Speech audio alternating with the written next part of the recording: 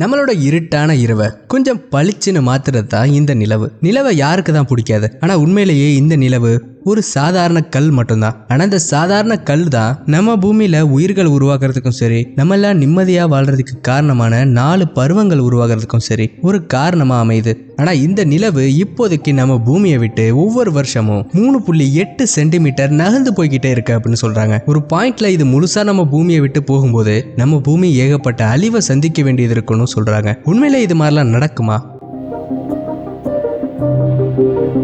நம்ம பூமி உருவாகி இருந்த அந்த சமயத்துல எங்கிருந்தோ தயா அப்படிங்கிற பிளானட் நம்ம பூமியை வந்து மோதிச்சு. அப்பதான் நம்மளோட நிலவும் உருவாகி இருக்கு. அது மோதினப்ப ஏற்பட்ட இம்பாக்ட்னால நம்ம பூமி 23.5 டிகிரி சாஞ்சிடுச்சு. இப்படி சாஞ்சு சூரியனை சுத்துறதுனாலதான் நம்ம பூமியில 4 பருவங்கள் உருவாகுது. அண்ட் நிறைய பேருக்கு ஒரு மிஸ்கன்செப்ஷன் இருக்கலாம், நம்ம சூரியன் மாதிரியே நிலவும் தனக்கான ஒளியை ஜென்ரேட் பண்ணுது அப்படின்னு சொல்லிட்டு. ஆனா நிலவு ஒளிர்றதுக்கான காரணம் சூரியன் தான். சூரியனோட அந்த வெளிச்சத்தை ரிஃப்ளெக்ட் பண்றது மூலியமா தான் நிலவு வந்து வெளிச்சமா பிரகாசிக்குது. அண்ட் நம்ம பூமியில இருந்து வானத்தை பார்த்தோம் அப்படின்னா அது ப்ளூ கலர்ல தெரியும். அதுக்கு காரணம் நம்ம பூமியோட அட்மாஸ்பியர். நம்ம பூமியோட கிராவிட்டினால கொஞ்சம் ஹெவியரா இருக்கக்கூடிய கேஸஸ் எல்லாமே பிடிச்சி வச்சிருக்கு. இதனாலதான் நம்ம பூமியில அட்மாஸ்பியர் உண்டாயிருக்கு. ஆனா இதுவே மூன்ல இருந்து நீங்க வானத்தை பார்த்தீங்க அப்படின்னா விண்வெளி மட்டும் தான் தெரியும். ஏன்னா நிலவுல எந்த அட்மாஸ்பியரும் கிடையாது. நிலவோட அந்த கிராவிட்டி வீக்கா இருக்கனால அதுல கேசஸ் இருந்திருந்தாலும் அது தப்பிச்சு போயிருக்கலாம். என்னதான் தப்பிச்சு போயிருந்தாலும் மிச்சம் மீதாரி இருந்த அந்த அட்மாஸ்பியரை சூரியனோட சோலார் விண்டு மொத்தமாவே அழிச்சிடுச்சு. அதனாலதான் இப்ப இருக்கிற அந்த நிலவுக்கு எந்த அட்மாஸ்பியரும் இல்லாம போயிடுச்சு. ஆனா இந்த சோலார் விண்டு நம்மளோட அந்த அட்மாஸ்பியரை பாதிக்கலையா அப்படின்னு கேட்டீங்கன்னா அந்த ஒரு சோலார் விண்டுட்ட இருந்து மட்டும் கிடையாது, விண்வெளியில இருந்து வரக்கூடிய ஏகப்பட்ட காஸ்மிக் ரேஸ்ல இருந்தும் அதை பாதுகாக்கிறதுக்கு நம்ம பூமிக்கு மேக்னெட்டிக் ஃபீல்ட் அப்படிங்கிற ஒரு விஷயம் இருக்கு. இது நம்ம பூமியோட நடுவுல இருக்கக்கூடிய அயன் கோர்னால தான் நடக்குது. முக்கியமா அது ஹாட்டா இருக்கு. அதனாலதான் மேக்னெட்டிக் ஃபீல்ட் உருவாகுது. இந்த மேக்னெட்டிக் ஃபீல்ட் நம்ம பூமியோட அட்மாஸ்பியரை பாதுகாக்குது. அப்ப இந்த ஹாட்டான இந்த அயன் கோர் அப்படிங்கிறது நிலவுல இல்லையா அப்படின்னு கேட்டீங்கன்னா இருக்கு. ஆனா அது இப்ப கூல் டவுன் ஆயிடுச்சு, ஹாட்டா இல்ல. இது கூல் டவுன் ஆனதுக்கு ஏகப்பட்ட தியரிஸை வந்து சயின்டிஸ்ட் வந்து முன் வைக்கிறாங்க. நம்ம பூமியோட தயா பிளானட் மோதினப்ப ஒரு மிகப்பெரிய இம்பாக்ட், அது மட்டும் இல்லாம அதிக ஹீட்டும் உருவாச்சு. இதனால அந்த மொத்த தயா பிளானட்டுமே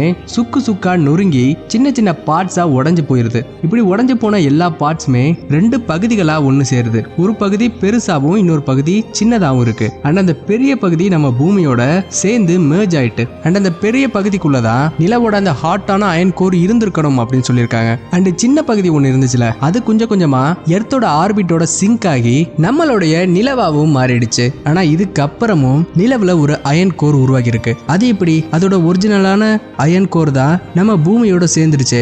அப்புறம் எப்படி திரும்பவும் அயன் கோர் உருவாகுச்சுன்னு கேட்டீங்கன்னா அதுக்கு காரணமும் நம்ம எர்த்தும் தயா பிளானட்டும் மோதின அந்த இம்பாக்ட் தான். அந்த இம்பாக்ட்ல ஏகப்பட்ட ஹீட் வந்து ஜெனரேட் ஆச்சு. அந்த ஹீட் அப்படிங்கிறது நிலவோட மேற்பரப்பு முழுக்கவும் சூழ்ந்திருக்கு. இதனால ஹெவி மெட்டீரியல்ஸ் எல்லாமே உருகி நிலவோட கோருக்கு போயிட்டு இருக்கு. அண்ட் லைட் மெட்டல்ஸ் எல்லாமே கிரஸ்ட் பகுதியில தங்கிடுது. அப்படி ஹாட்டா உள்ள போன மெட்டீரியல் தான் நிலவோட அயன் கோரா இருந்திருக்கு. அந்த அயன் கோர் அப்படிங்கிறது மேக்னெட்டிக் ஃபீல்டை ஜெனரேட் பண்ணிருக்கு அப்படிங்கிறத நிலவோட பாறைகள்ல ஒரு மேக்னட்டிசம் இருந்ததுக்கான ஆதாரம் இருக்கு அப்படிங்கிறத கன்ஃபார்ம் பண்ணியிருக்காங்க. அண்ட் அந்த நேரத்துல சோலார் விண்ட் வந்து மூனை தாக்கும் போது மூன்ல ஒரு விதமான அரோரா லைட்ஸ் வந்து ஃபார்ம் ஆகியிருக்கலாம் அப்படின்னு வந்து சொல்றாங்க. நம்ம பூமியில ஃபார்ம் ஆகுதுல துருவ பகுதிகளில், அது மாதிரி ஒரு லைட் வந்து ஃபார்ம் ஆகிருக்கலாம் அப்படின்னு சொல்றாங்க. ஆனா நிலவோட மேக்னெட்டிக் ஃபீல்டும் அந்த ஆக்டிவான அயன் கோரும் ரொம்ப நாள் நிலைக்கல. என்னதான் மூன் கிட்ட ஒரு சில ரேடியோ ஆக்டிவ் மெட்டீரியல்ஸ் இருந்தாலும் அது போதுமான அளவான ஹீட்டை மூனுக்கு ஜெனரேட் பண்ண உதவல. நிலவோட கோர் கொஞ்சம் கொஞ்சமா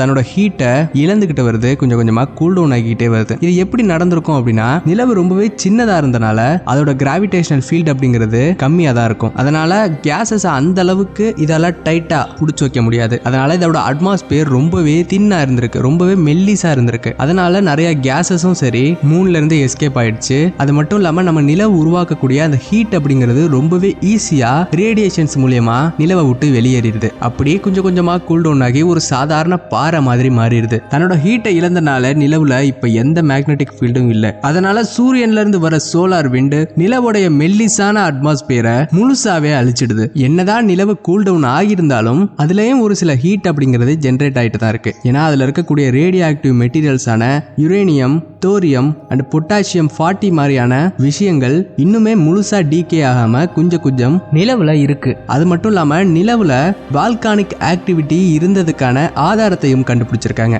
பாசால்ட் அப்படிங்கிற ஒரு மினரல், இந்த மினரல் நிலவுல கண்டுபிடிக்கப்பட்டிருக்கு. இந்த மினரல் எப்போ உருவாகும் அப்படின்னா வால்கனோல இருந்து வரக்கூடிய ஒரு லாவா கூல் டவுன் ஆகும்போது தான் இந்த மினரல் உருவாகும். அப்ப நிலவுல வால்கனோ ஆக்டிவிட்டி இருந்திருக்கு. ஆனா நம்ம பூமியில இருந்த மாதிரி பெரிய அளவிலான மலைகள் மாதிரியான அமைப்பு இல்லை. சின்ன சின்ன வென்ட்ஸ் மூலியமா தான் அது வந்திருக்கணும் அப்படிங்கிற மாதிரி சொல்லியிருக்காங்க. இப்ப வெறும் சாதாரண ஒரு பாறையா மாறின நிலவு மேல ஏகப்பட்ட குண்டும் குழியுமான அமைப்பை பார்க்க முடியும். அண்ட் ஒரு சில விரிசல்களையும் பார்க்க முடியும். இந்த ஒரு அமைப்பு உருவாகிறதுக்கு காரணம் விண்கற்கள், ஏகப்பட்ட விண்கற்கள் நிலவுல மோதனால உருவாகி இருக்கும் அப்படின்னு நீங்க நினைக்கலாம். ஆனா அது மட்டுமே காரணம் கிடையாது, சூரியனும் ஒரு காரணம் தான். ஏன்னா நம்ம நிலவு பூமியை மட்டும் சுத்தி வரல, பூமியோட சேர்ந்து சூரியனையும் தான் சுத்தி வருது. அப்ப சூரியனோட அந்த வெப்பம் அப்படிங்கிறது நிலவோட ஒரு பகுதியில பட்டும் ஒரு பகுதியில படாமையும் இருக்கும். இப்ப அந்த வெப்பத்தினால மூணோடைய ஒரு பகுதி எப்பவுமே சூடாகவும் ஒரு பகுதி கூலாகவும் இருக்கும். இந்த டெம்பரேச்சர் டிஃப்ரென்ஸ்னால கிரஸ்ட் கொஞ்சமா எக்ஸ்பேண்ட் ஆக ஆரம்பிக்குது.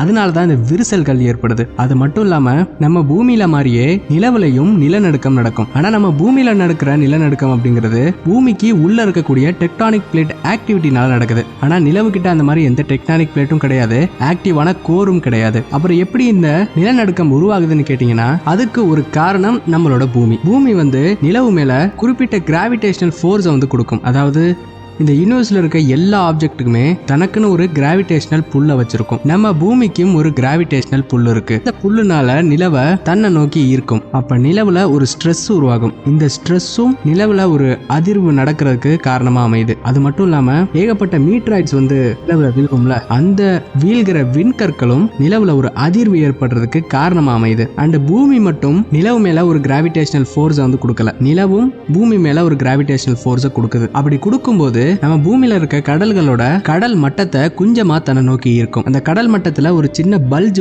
ஏற்படும். முன்னாடியும் சரி பின்னாடியும் சரி ரெண்டு பக்கத்துமே இந்த பல்ஜ் உருவாகும். நம்ம பூமி சுத்தாம இருந்துச்சு அப்படின்னா இது கான்ஸ்டன்டா இருக்கும். ஆனா நம்ம பூமி சுத்துதுல, சோ அதனால தொடர்ந்து கடல் மட்டம் அப்படிங்கிறது மாறிக்கிட்டே இருக்கும். நிலவு மட்டும் நம்ம பூமியில ஒரு கிராவிடேஷனல் ஃபோர்ஸை கொடுக்கல, சூரியனும் தான் கொடுக்குது. இந்த சூரியனாலையும் ஒரு பல்ஜ் ஏற்படும். எப்போ சூரியனும் சந்திரனும் ஒரு நேர்கோட்டில் நம்ம பூமியோட வருதோ அப்ப நம்ம பூமியில ஹை டைடு உருவாகும். அதாவது அதிக அலைகள் உருவாகும். இதுவே சூரியனும் சந்திரனும் 90 டிகிரில வந்துச்சு அப்படின்னா சூரியன் ஏற்படுத்துற அந்த அலையும் சந்திரன் ஏற்படுத்துற அந்த அலையும் ரெண்டும் சேர்ந்து கேன்சல் ஆயிடும். அப்ப லோ டைடு ஏற்படும், அலைகள் கம்மியா இருக்கும். இதனாலதான் கடல் மட்டம் சில நேரம் அதிகரிச்சும் சில நேரம் கம்மியாகவும் இருக்கு. அண்ட் நிலவும் பூமியும் ஒன்னுத்துக்கு ஒன்னு ஒரு கிராவிடேஷனல் புல்ல கொடுக்கும். இது ஈக்குவலா இருக்கும்போது ஒரே ஆர்பிட்ல சுத்திட்டு இருக்கும். ஆனா நம்ம மூன் சுத்துற ஸ்பீடை விட நம்ம பூமி கொஞ்சம் வேகமா சுத்துது. இதனால அதோட கிராவிடேஷனல் புல் அப்படிங்கிறது கொஞ்சமா நகர்ந்து போகும். அந்த புல்ல மேட்ச் பண்றதுக்காக நம்ம மூன் தன்னோட ஆர்பிட்ல இருந்து கொஞ்சமா நகர்ந்து முன்னாடி போகும். அது நகர்ந்து போற அளவு எந்த அளவு இருக்கும் அப்படின்னா ஒரு வருஷத்துக்கு 3.8 சென்டிமீட்டர். என்னதான் இந்த அளவு கேட்கறதுக்கு கம்மியா இருந்தாலும் இன்னும் பல வருஷங்கள்ல பூமியை விட்டு நிலவு கொஞ்சம் கொஞ்சமா டோட்டலா பிரிஞ்சு போறதுக்கு வாய்ப்புகள் இருக்கு. ஆனா அந்த ஒரு விஷயம் கண்டிப்பா நடக்குமா அப்படின்னு கேட்டீங்கன்னா இல்ல. இன்னொரு பாசிபிலிட்டியும் இருக்கு. நம்ம பூமியை விட நிலவு கொஞ்சம் மெதுவா சுத்துதுல, சோ நிலவோட அந்த கிராவிடேஷனல் புல்லும் கொஞ்சம் நகர்ந்து வரும். சோ அந்த ஒரு விஷயத்தை மேட்ச் பண்றதுக்காக நம்ம பூமியும் கொஞ்சம் பின்னாடி சுத்துறதுக்கு ட்ரை பண்ணும். அதாவது இதனால பூமியோட அந்த ஸ்பீட் அப்படிங்கிறது கொஞ்சமா குறையும். இது எவ்வளவா குறையும் அப்படின்னு கேட்டீங்கன்னா 100 வருஷத்துக்கு 2 மில்லி செகண்ட். இந்த மாதிரி பல ஆயிரம் வருஷங்கள் கழிச்சதுக்கு அப்புறம் பூமி கொஞ்சம் கொஞ்சமா ஃபுல்லாவே ஸ்லோ டவுன் ஆகி அது சுத்துறதை நிறுத்திடும். அப்படி நிறுத்தும் போது நிலவுக்கு பூமி டைடலா லாக் ஆயிரும். அதாவது நிலவுக்கு எப்பவுமே பூமி ஒரு முகத்தை மட்டும்தான் காட்டும். பூமிக்கு அந்த பக்கம் இருக்கிறவங்க நிலவை பார்க்கவே முடியாது. இப்படி ஒரு சிச்சுவேஷன் நடந்துரும். இப்படி இந்த ரெண்டு விஷயம் நடக்கிறதுக்குமே வாய்ப்புகள் இருக்கு. ஒன்னு, நம்ம நிலவு பெர்மனண்டா நம்ம பூமியை விட்டு பிரிஞ்சு போயிடணும். அல்லது நம்ம பூமி